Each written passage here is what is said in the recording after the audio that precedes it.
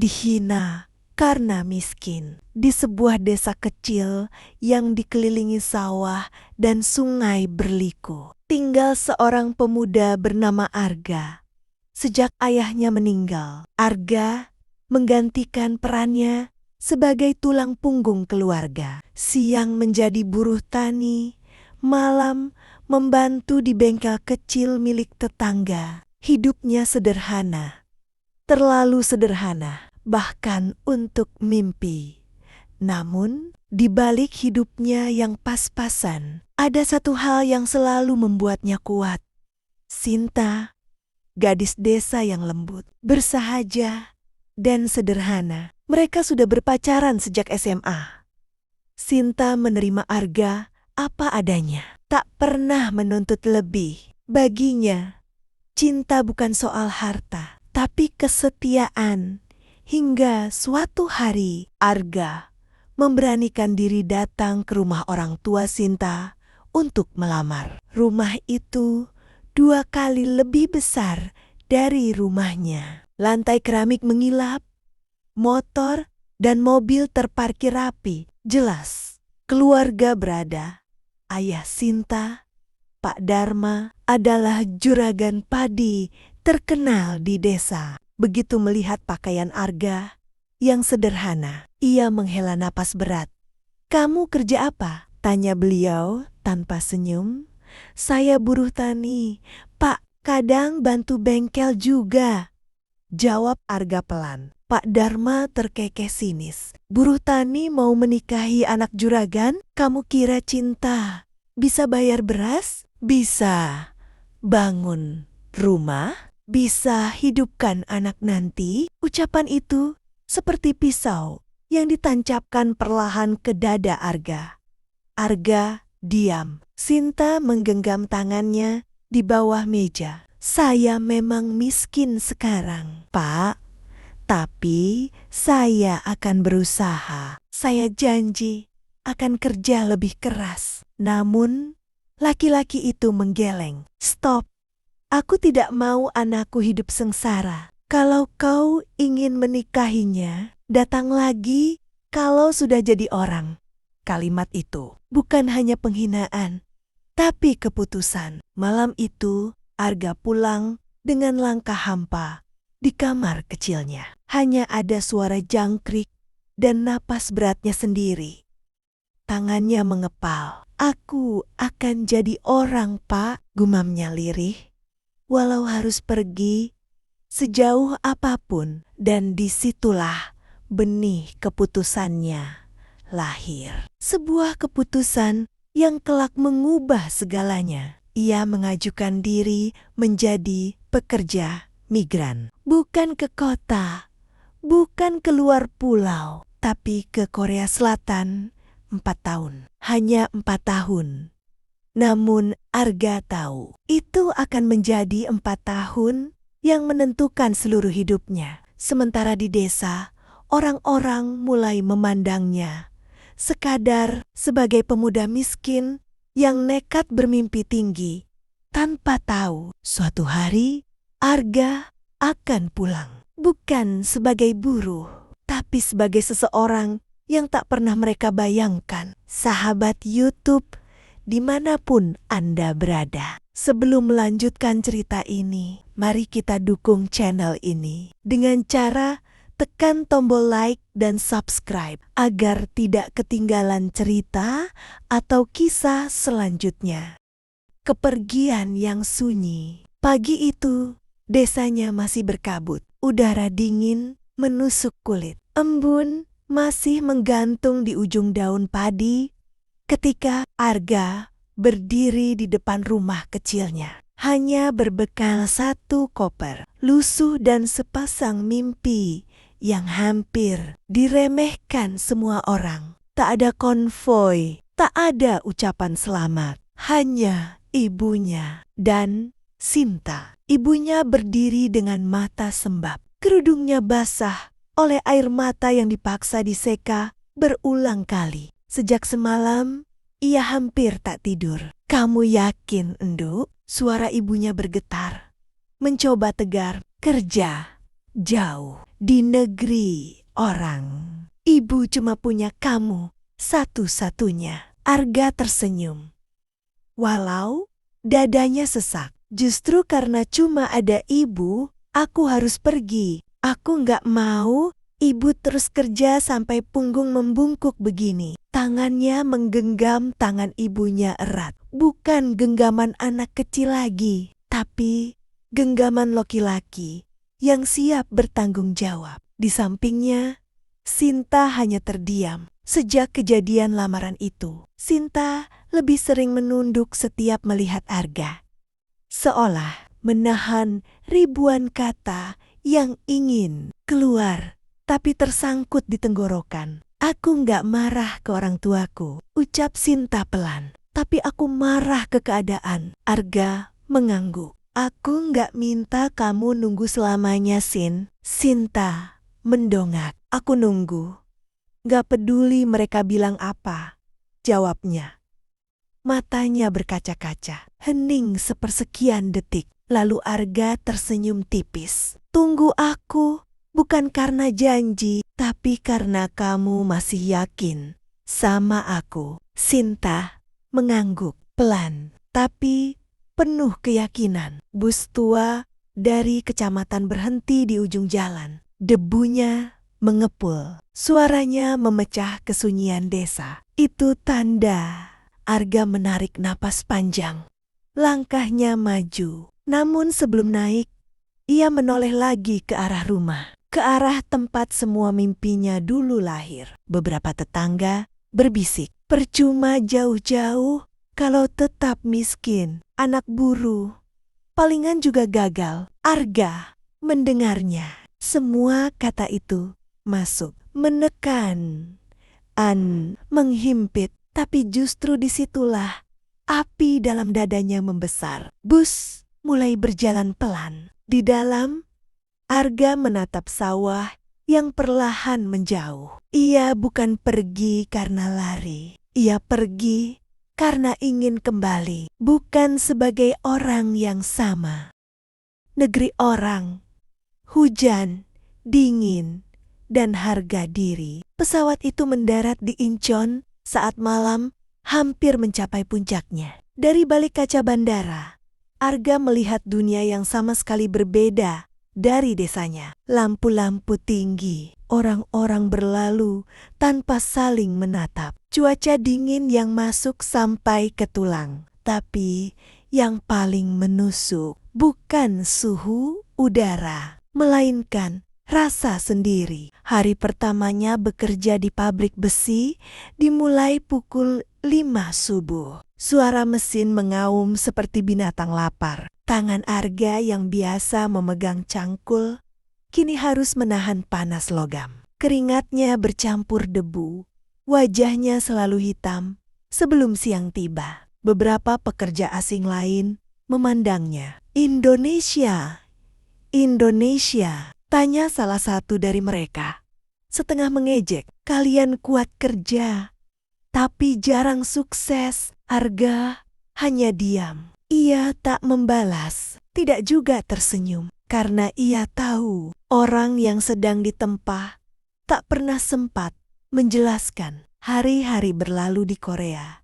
Seperti mesin tanpa tombol berhenti. Kerja, istirahat, kerja lagi. Tanpa hari libur, tanpa pelukan, hanya telepon singkat ke ibunya setiap malam. Bu, masih bisa masak sendiri, masih kuat ke sawah, dan hanya pesen-pesen singkat dari Sinta. Aku masih di sini, Ga. Aku selalu doain kamu, tapi tak semua doa sampai dengan mulus. Di desanya, orang-orang masih membicarakannya. Ngapain ke Korea? Ujung-ujungnya pulang miskin juga. Kalau calon mertuanya yang kemarin tahu, paling juga ketawa. Arga tahu semua itu karena masih ada tetangga yang mengirim kabar. Namun suatu malam semuanya berubah. Ia melihat poster kecil tertempel di papan pengumuman pabrik. Program pelatihan manajerial untuk pekerja asing berprestasi. Tak banyak yang berminat. Mayoritas hanya ingin gaji, lalu pulang. Tapi Arga berdiri di situ lama. Ia membaca berulang kali. Bukan karena ia ragu, tapi karena untuk pertama kalinya ia melihat celah. Celah bagi anak desa untuk tidak sekadar menjadi kuli. Malam itu, ia pulang ke kamar kecilnya yang hanya cukup untuk satu kasur dan satu meja. Ia buka buku tulis lamanya. Buku yang dulu ia pakai mencatat mimpi. Lalu ia menulis satu kalimat saja. Aku nggak boleh pulang sebagai orang yang sama. Dan sejak malam itu, Arga berhenti bekerja hanya dengan otot. Ia mulai bekerja dengan pikiran. Peluh, buku, dan malam tanpa tidur. Sejak mendaftar program pelatihan itu, hidup Arga berubah. Bukan jadi lebih mudah, tapi jadi lebih berat. Siang ia tetap bekerja di pabrik besi, mengangkat lembaran baja yang panasnya seperti menelan matahari kecil. Tangan melepuh, pundak nyeri, punggung seakan patah dua. Namun, malam saat pekerja lain terlelap karena kelelahan, Arga justru duduk di bawah lampu redup kamar sempitnya. Sebuah buku bahasa Korea terbuka. Pensil kecil sudah hampir habis karena sering diraut. Matanya perih, tapi pikirannya masih menolak tidur. Ia belajar sambil duduk di lantai. Kadang bersandar ke dinding sembab berjamur. Kadang punggungnya membeku karena hawa dingin yang lolos dari jendela retak. Bukan karena ia pintar, tapi karena ia terlanjur sakit hati. Setiap kata ejekan dari calon mertuanya dulu terngiang jelas di kepalanya. Miskin kok berani bermimpi besar. Setiap tatapan meremehkan itu menjadi bara. Di pelatihan, ia satu-satunya orang asing dari Asia Tenggara. Pesertanya orang lokal, lulusan universitas ternama, dengan jas rapi dan bahasa seperti hujan lancar. Ia hanya buruh dari desa. Di hari pertama presentasi, ia salah bicara, salah pengucapan. Beberapa tertawa. Bukan keras, tapi cukup menyakitkan. Wajah Arga memanas, namun ia menunduk. Lalu menulis sesuatu di buku catatannya. Tertawalah hari ini. Besok mungkin aku yang akan menentukan shift kalian. Hari-hari berikutnya, ia belajar lebih keras. Ia berani bertanya, berani salah, berani kelihatan bodoh. Sementara di desa, Sinta mulai diuji. Orang tuanya semakin sering membandingkannya. Lihat anak lurah sebelah, sudah lulus kuliah, kerja di kota. Calon mertuanya berduit. Arga masih kuli di negeri orang. Sinta hanya diam, kadang menangis sendiri, kadang meremas ponselnya, menimbang masih sekuat apa hatinya menunggu. Sementara Arga, ia bahkan tak tahu. Yang ia tahu hanya satu, waktu berjalan dan Korea tidak menyisakan tempat bagi orang yang setengah sungguh. Jarak, keraguan, dan pilihan yang tak mudah. Musim gugur datang di Korea. Daun menguning, angin lebih dingin, dan jarak terasa semakin panjang. Arga kini tak lagi hanya mengangkat besi. Ia mulai diberi tanggung jawab kecil di lantai produksi, mencatat hasil kerja tim, mengatur jadwal shift sederhana, membantu supervisor mengoreksi laporan. Tidak besar, tapi cukup membuat sebagian orang mulai melirik. Beberapa dari mereka yang dulu hanya memandang sebelah mata, kini mulai bertanya pelan. Kamu belajar dari mana? Kok cepat sekali naik? Arga hanya tersenyum tipis. Tak ada rasa ingin membalas apapun. Ia terlalu sibuk mengejar hari esok. Namun, di rumah,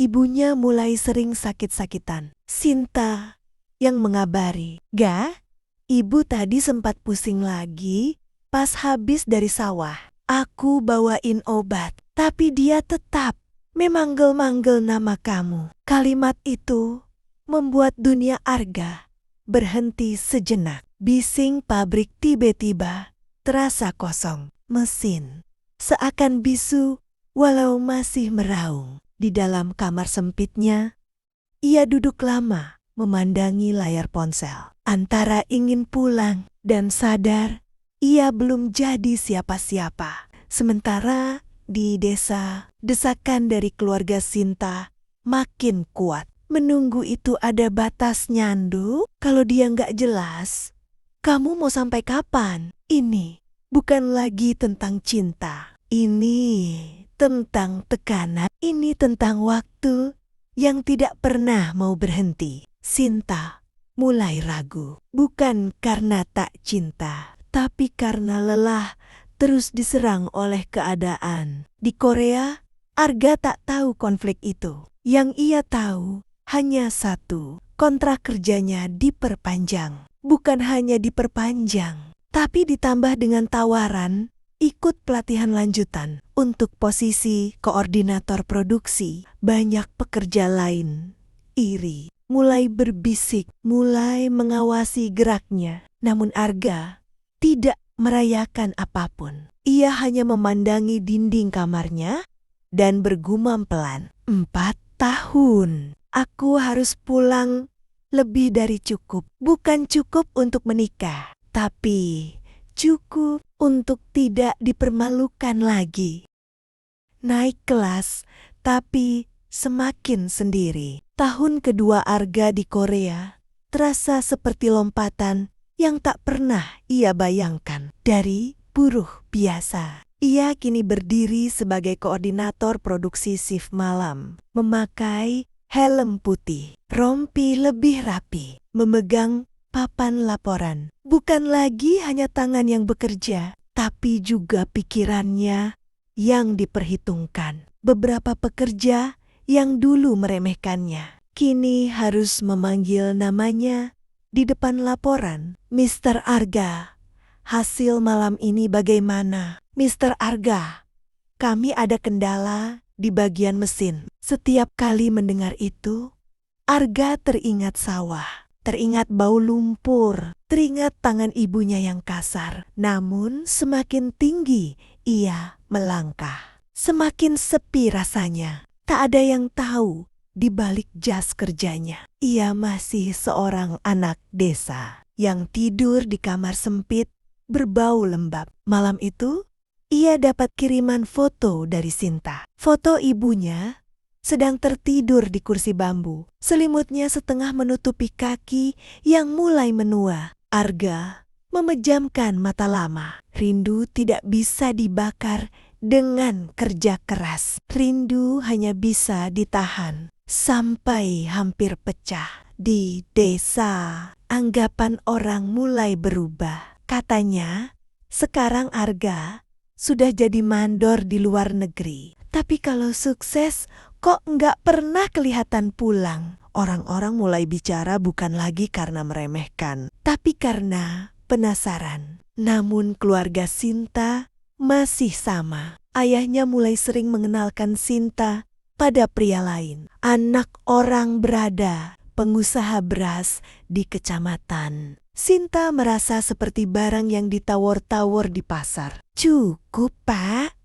Aku masih punya pilihan sendiri." Ayahnya tersenyum dingin. "Pilihanmu itu anak buruh yang gak jelas masa depannya?" Di Korea, Arga tak tahu bahwa cintanya sedang digoyang dari segala arah. Yang ia tahu, hidupnya sekarang bukan lagi soal bertahan, tapi soal membangun. Ia mulai belajar bisnis secara online, menyisihkan gaji, mencatat peluang masuk ke komunitas diaspora pekerja yang sudah sukses lebih dulu. Di dinding kamarnya, kini bukan hanya ada mimpi, tapi juga strategi dan satu tanggal yang ia lingkari merah di kalender kecilnya. Tahun keempat, pulang.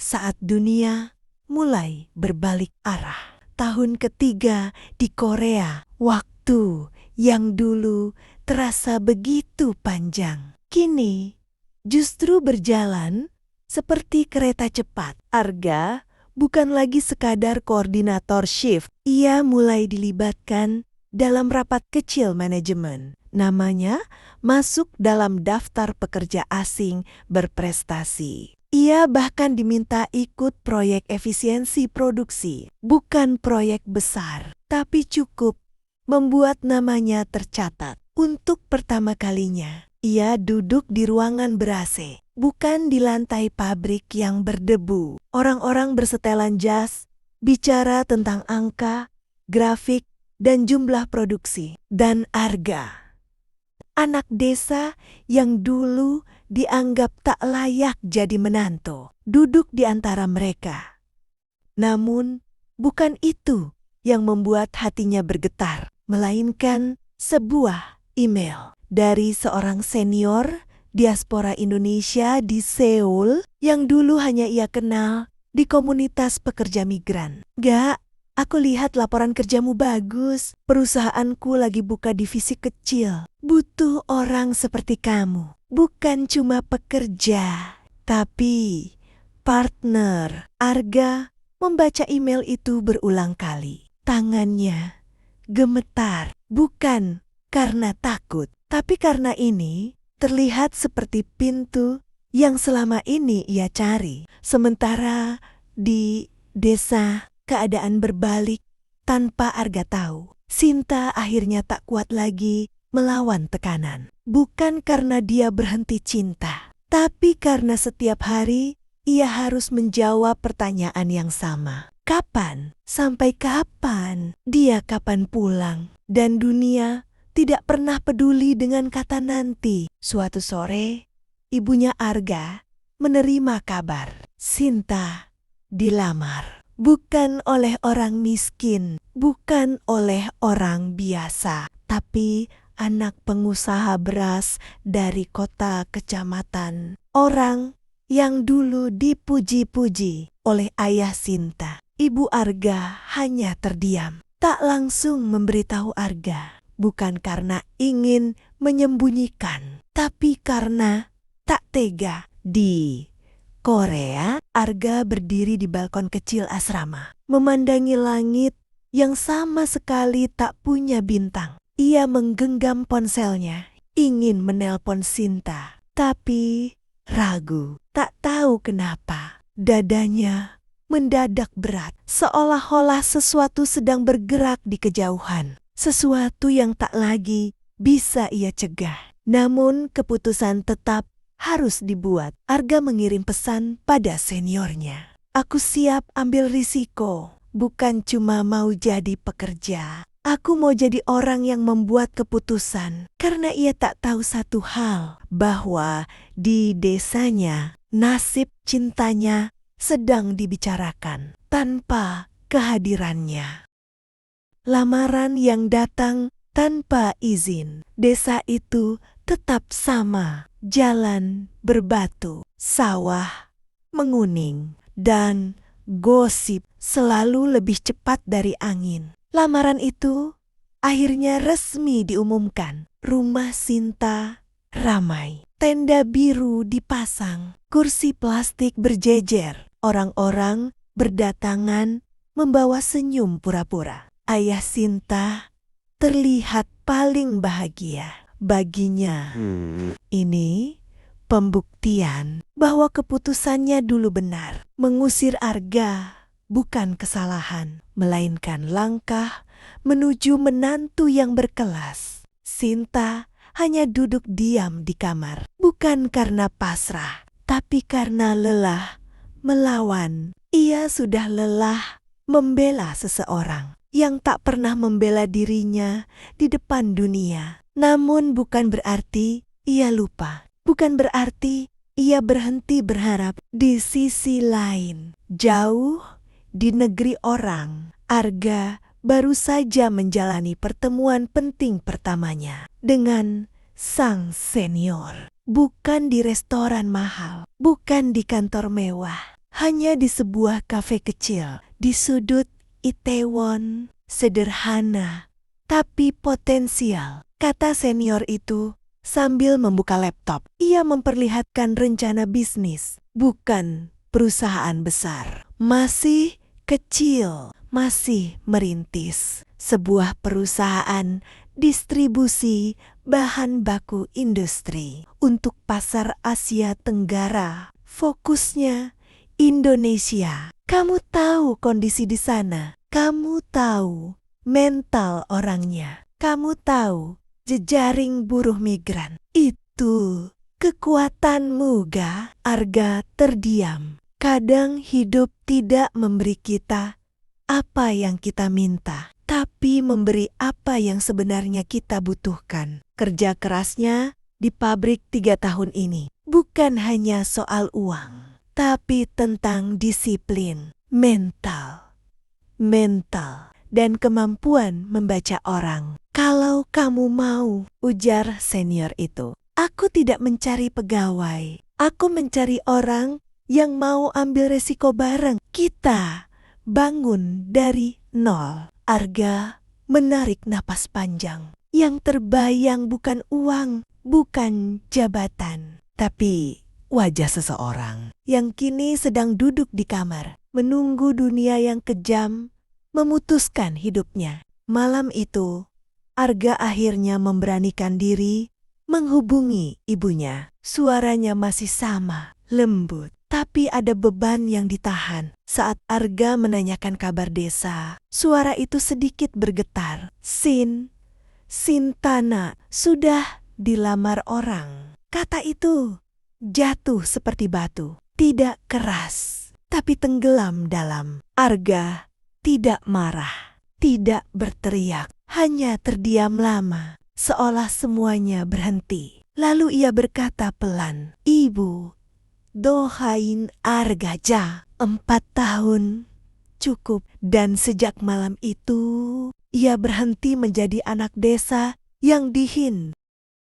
Jarak yang tidak bisa dipendekkan. 4 bulan sejak kabar lamaran itu menyebar. Waktu terasa seperti jalan di atas pecahan kaca. Arga tidak lagi bekerja di pabrik. Ia pindah, bukan ke tempat lebih mudah, justru lebih berat. Gudang distribusi, dingin, luas, dan penuh mesin besar. Di sini yang dihargai bukan otot, tapi otak. Hari pertama, semua orang mengira dia hanya buruh biasa. Tangan masih kasar, bahasa Korea masih terpatah-patah. Seragamnya pun sama dengan yang lain. Tapi yang tidak mereka tahu, setiap malam Arga belajar bukan hanya bahasa, tapi manajemen, supply chain, logistik. Ia duduk sendirian di kamar sempitnya dengan laptop bekas dan buku catatan penuh coretan. Ia tidak lagi belajar untuk bertahan, tapi untuk naik. Sementara itu, di desa, persiapan pernikahan Sinta semakin dekat. Calon suaminya, Yuda, sering datang dengan mobil mengkilap. Ia disambut dengan tawa, dengan kopi manis, dengan bangga berlebihan. Tapi setiap kali Sinta melihat wajah Yuda, ia merasa seperti melihat tembok. Bukan karena Yuda jahat, tapi karena tak ada getaran. Kosong, seperti pernikahan yang hanya formalitas untuk menyenangkan orang tua. Suatu sore, Sinta berjalan sendiri ke tepi sawah, tempat di mana dulu Arga sering menunggunya. Sepulang kerja serabutan, angin masih sama, langit juga sama. Yang berubah hanya hati. Di Korea, Arga akhirnya ikut dalam presentasi besar pertama. Ruang rapat itu penuh dengan orang berjas hitam, dingin, tegas, tampak mahal. Seniornya memperkenalkannya sebagai partner lokal untuk rencana ekspansi Indonesia. Semua mata beralih padanya. Ada yang ragu, ada yang tidak yakin. Seorang pria berkacamata bertanya, "Kamu yakin pasar di Indonesia bisa ditembus? Kamu bahkan bukan lulusan universitas ternama." Arga hanya tersenyum tipis. "Aku bukan lulusan universitas besar, tapi aku lulusan dari ditinggal orang yang paling aku jaga. Dan itu jauh lebih mahal dari sekadar ijazah." Ruangan mendadak sunyi. Tidak ada tepuk tangan, tapi ada respek. Sejak hari itu, ia mulai dipanggil bukan lagi anak pabrik, tapi manajer Arga. Dan di desanya, nama Arga perlahan mulai terdengar lagi. Bukan sebagai mantan, tapi sebagai anak itu, katanya. Sekarang kerja penting di Korea. Belum ada yang tahu, tapi badai sudah mulai bergerak ke arah rumah Sinta. Nama yang mulai membuat resah. Musim hujan datang lebih cepat tahun ini. Di desa, jalan tanah becek. Atap seng rumah warga dipukul rintik hujan tanpa henti. Tapi ada satu hal yang lebih ribut dari hujan. Nama Arga. Katanya dia bukan kerja BAC biasa lagi di Korea. Dengar-dengar udah naik jadi supervisor atau apalah. Paling juga dibesar-besarin. Kalimat seperti itu mulai berputar di warung kopi. Dan sampai juga ke telinga ayah Sinta. Orang yang dulu paling keras menghina Arga. Di beranda rumahnya yang luas, ia duduk sambil menghisap rokok. Wajahnya kaku. Orang miskin mah tetap miskin. Kerja luar negeri nggak menjamin apa-apa, gumamnya. Tapi telunjuknya yang sedikit gemetar, mengkhianati pikirannya sendiri. Sementara di dalam rumah, Sinta sedang menatap undangan pernikahannya yang sudah dicetak. Nama pria di sana, Yuda Pratama. Tebal, resmi, mewah. Tapi terasa asing. Tiba-tiba ponselnya bergetar. Pesan masuk. Nomor asing. Sin. Masih nomor ini. Sinta terpaku. Jarinya membeku. Tak perlu dilihat berkali-kali untuk tahu siapa pengirimnya. Arga. Ia tidak langsung membalas. Ia hanya menatap layar, seperti menatap hantu dari masa lalu. Di Korea, Arga berdiri di balkon apartemennya yang sederhana. Hujan gerimis membasahi kota Seoul. Ia bukan lagi pria yang sama. Bukan pria yang dulu minta belas kasihan untuk diterima. Sekarang, ia hanya ingin satu hal, menyelesaikan semua yang tertinggal. Beberapa hari kemudian, Sinta memberanikan diri membalas. Iya, masih. Jawaban singkat, tapi jantungnya berdetak seperti genderang perang. Tak lama, balasan datang. "Aku pulang bulan depan. Ada urusan bisnis di Indonesia." Sinta membaca itu berulang-ulang. Bukan pulang karena rindu, bukan pulang karena dia, tapi karena bisnis. Dadanya seperti ditampar kenyataan. Di rumah Yuda, para pekerja dekor mulai berdatangan. Balon, kursi, janur, semua mulai dipasang. Orang-orang sibuk merayakan masa depan yang mungkin tidak akan berjalan seperti rencana. Dan di Korea, Arga menutup laptopnya sambil tersenyum pelan. Bukan senyum orang yang ingin balas dendam, tapi senyum orang yang akhirnya sudah tidak merasa kecil lagi. bayangan yang pulang. Pagi itu desa terasa berbeda. Angin berembus lebih pelan. Langkah orang-orang seperti lebih hati-hati. Seolah ada sesuatu yang akan datang. Di seberang jalan utama desa, sebuah mobil hitam berhenti perlahan. Bukan mobil sembarangan, mengkilap, bersih, senyap. Anak-anak yang sedang bermain bola langsung berhenti. Orang-orang di warung mengangkat kepala. Mobil siapa tuh? Orang kota kali? Platnya luar daerah. Pintu mobil terbuka dan seorang pria turun. Kacamata hitam, jaket hitam rapi, jam tangan mengilap di pergelangan. Langkahnya tenang, tapi aura yang dibawanya membuat suasana berubah. Beberapa orang mulai berbisik. Itu jangan-jangan itu Arga, bukan? Nama itu jatuh seperti batu ke air yang tenang, menyebar pelan tapi menghantam. Arga berdiri sebentar, menatap desa yang dulu membuatnya merasa kecil. Tersenyum tipis, bukan karena bangga, tapi karena akhirnya ia bisa kembali tanpa rasa malu dari kejauhan. Sinta melihatnya. Ia sedang membantu ibu-ibu memasang rangkaian bunga untuk dekor pernikahan. Langkahnya terhenti. Tangannya gemetar, jantungnya seperti ingin keluar dari dadanya. Arga benar-benar pulang, lebih dewasa, lebih tenang, lebih jauh dari jangkauannya. Arga melangkah masuk ke sebuah bangunan yang baru direnovasi di ujung jalan. Sebuah ruko yang selama ini selalu kosong. Di atasnya baru terpasang pelang besar, belum resmi dibuka.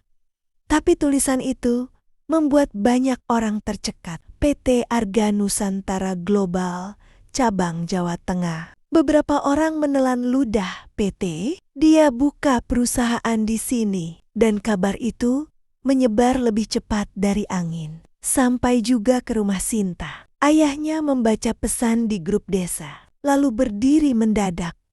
PT, perusahaan, urat di lehernya tegang. Tak percaya, tak siap, tak terima. Sementara itu, di balkon ruko barunya, Arga melihat seluruh desa dari atas. Desa yang dulu menertawakannya, desa yang dulu menganggapnya bukan siapa-siapa. Ia mengeluarkan ponselnya, membuka satu pesan lama, foto terakhir dirinya dan Sinta yang dulu hanya berisi janji. Ia memandang layar itu lama, lalu mengetik sebuah pesan pendek. Sin, kita harus bicara, bukan soal masa lalu, tapi soal masa depan. Dan di layar ponsel Sinta, notifikasi itu muncul tepat saat Yuda sedang mencoba jas pengantinnya di depan cermin. Akhir kisah Arga, Sinta, harga sebuah penghinaan. Hari itu, desa tak lagi sama. Bukan hanya karena spanduk pernikahan yang masih tergantung, bukan juga karena mobil-mobil tamu yang sudah datang, tapi karena satu hal. Arga, nama itu kini dibicarakan dari warung kopi sampai teras rumah paling ujung desa. Sore menjelang maghrib, di halaman rumah Sinta, puluhan kursi sudah tersusun. Panggung kecil sudah berdiri. Lampu-lampu hias menyala satu persatu. Pernikahannya dengan Yuda tinggal menunggu waktu. Namun di antara keramaian, Sinta duduk sendiri di kamarnya, menatap layar ponsel. Pesan dari Arga masih terbuka, Sin. Kita harus bicara. Dadanya sesak, bukan karena rindu saja, tapi karena rasa bersalah yang tak pernah benar-benar pergi. Lalu terdengar suara gaduh di luar. Beberapa mobil berhenti bersamaan. Orang-orang keluar, berdasi, berkemeja rapi, membawa map dokumen. Di belakang mereka, Arga turun dari mobil Semua suara langsung meredam, seperti desa sedang menahan napas. Ayah Sinta berdiri kaku di teras. Matanya menyipit. "Ada keperluan apa kamu kesini?" Suaranya berat. Arga tersenyum tipis. "Keperluan bisnis, Pak." Beberapa orang terdiam. Arga menyerahkan satu map tebal. Tanah sawah di sebelah timur desa, tanah kosong belakang balai, dan ruko-ruko yang dulu tak laku. Saya membelinya. Wajah ayah Sinta memucat. "Anda mau apa lagi?" Arga mengangkat pandangannya pelan. "Saya ingin bangun pabrik pengolahan hasil tani di sini, biar orang desa nggak perlu jadi buruh ke kota atau luar negeri lagi. Biar mereka punya kerja di tanah sendiri." Desa kembali sunyi. Arga menghela napas. "Ayah pernah bilang, saya ini cuma anak miskin. Tak pantas bermimpi besar." Matanya menoleh ke Sinta yang berdiri di ambang pintu, tapi ternyata orang miskin hanya belum diberi kesempatan. Sinta menggigit bibir, air matanya jatuh. Yuda berdiri di belakang orang-orang. Wajahnya kaku. Ia tahu, ia hanya bagian dari fase, bukan tujuan akhir. Arga melangkah perlahan, berdiri tepat di depan Sinta. Semua orang menahan napas. "Aku nggak datang untuk merebut," kata Arga pelan. "Aku cuma mau menutup luka yang dulu terbuka." Ia menarik sesuatu dari sakunya. Bukan cincin, tapi surat. Isinya satu kalimat saja. "Terima kasih sudah pernah percaya." Meski akhirnya ragu, Arga tersenyum, berbalik, dan melangkah pergi. Tanpa teriakan, tanpa drama, hanya meninggalkan kebenaran yang terlalu terlambat disadari di belakangnya. Sinta jatuh terduduk, tertunduk, menangis dalam diam. Ayahnya tak berkata apa-apa lagi. Malam itu, pernikahan tetap berlangsung. Lampu tetap menyala. Musik tetap diputar. Tapi di hati semua orang, ada satu nama yang tak bisa lagi dihapus. Arga. Bukan lelaki miskin, tapi lelaki yang bangkit. Tanpa pernah menengok kembali, kecuali untuk memberi pelajaran. Jangan pernah meremehkan orang hanya karena kamu belum melihat akhirnya.